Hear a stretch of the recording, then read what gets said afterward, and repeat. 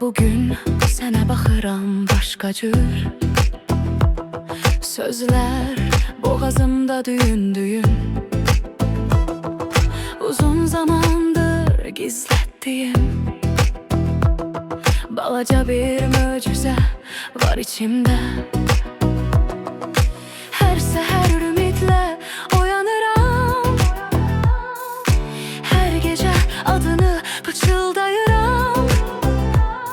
Hələ səni tanımır, amma artıq səni sevir. Bir xəbərim var sənə, ürəyim bu sevgi artıq iki nəfərlik deyil. Sən ata olursan, eşidirsənmi? Bir can var ki səni gözləyir indi. Gələcək qorxulu deyil artıq, çünki yanında sən varsan. Kiçik əllər tutacaq əllərini, həyat sənə ata deyə səslənəcək.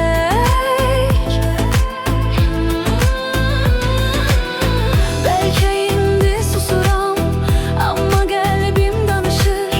Bu evə bir gülüş gəlir, adını səndən alır.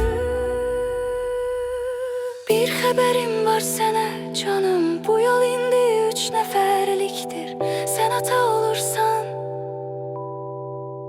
və mən səninlə qürur